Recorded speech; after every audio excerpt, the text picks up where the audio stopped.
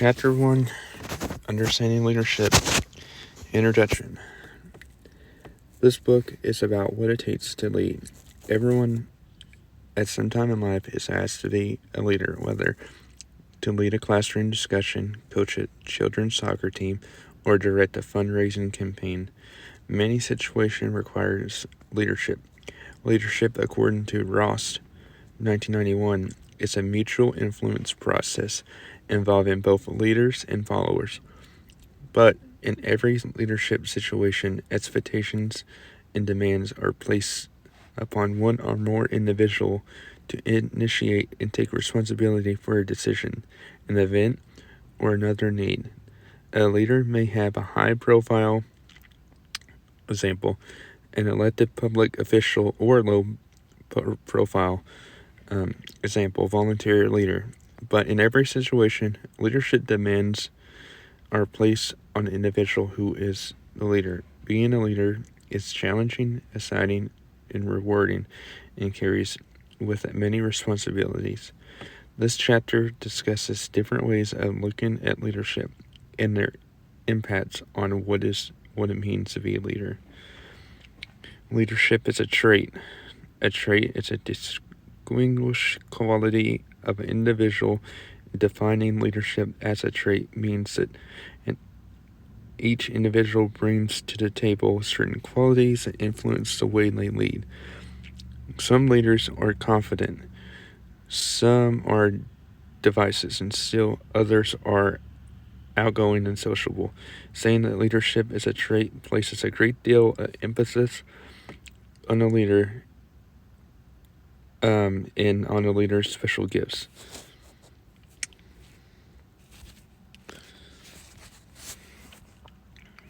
Okay. Let's see. It talks about approaches, leadership approaches, behavior theories, situation theories, spiritual leadership. Consider leaders use values and a sense of calling a member to motivate followers. Leadership is an ability. Ability is able to be a leader that has a capacity to lead, while the term ability frequently refers to the natural capacity ability can be acquired. For example, some people are naturally good at public speaking, while others rehearse to become comfortable speaking in public. Similarly, some people have natural physical ability to excel in sports, while others develop their athletic capacity through exercise and practice. In leadership, some people have natural ability to lead, while others develop their leadership abilities through hard work and practice. Leadership is a skill. Leadership is competency developed to accomplish a task effectively. Skilled leaders are competent people who know means and methods for carrying out their responsibility. For example, a skilled leader is a fundraising campaign who knows every step of the process in fundraising and is able to run the campaign. In short, skilled leaders are competent. They know that what they need to do and how to do it. Leadership is a behavior. And it talks about task behaviors and relationship or process.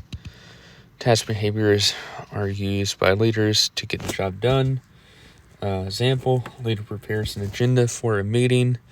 Relationship leaders or process behaviors, relationship behaviors are used by leaders to help people feel comfortable with other group members and at ease in the situation in which they find themselves. A leader helps individuals in a group to feel included, since leadership requires both task and process behavior. The challenge for leaders is to know the best way to combine them in their efforts to reach a goal. Leadership is a relationship. Another and somewhat unusual way to think about leadership is a relationship. From a relative perspective, leadership is central on the communication between leader and the followers rather than the unique qualities of a leader thought of as a relationship. Leadership becomes a process of collaborating and occurs between leaders and followers. Leadership is an influence process. A final way of thinking about leadership is an influence process. This is perspective that will be emphasized in this book. Leadership is a process whereby an individual influences a group or individual to achieve a common goal. Defining leadership as an influence process means that it is not a trait or an ability that resides in leader, but rather interactive events that occur between the leader and the followers. Okay, and it goes on and talks about consciousness of self, congruence, commitment, collaboration, common purpose, controversy with civility, and citizenship. I won't read all that. Leadership versus management. Finally, management, it's kind of management theory was further whose work in the both leadership and management involve influence, but leadership is about seeking. Said managers are people who do the right. Managers are people who do things right, and leaders are people who do right things. Since both leaders and managers are encouraged and influence. Since both leaders and managers are engaged and influence people toward goals, accomplishment, our discussion in this book will treat the role of managers and leaders similarly and not emphasize the difference between them.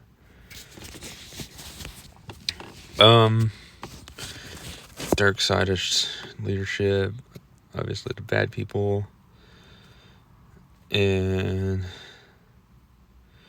summary of chapter 1. All of us at some point in our lives will be asked to show leadership.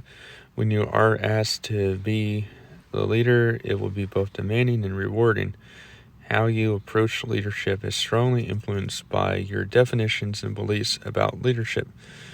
Through the years, writers have defined leadership in a multitude of ways. It's a complex, multidimensional process that is often conceptualized in a variety of ways by different people.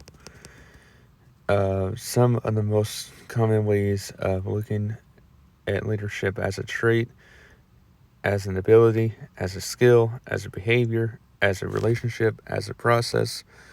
The way you think about leadership will influence the way you practice leadership.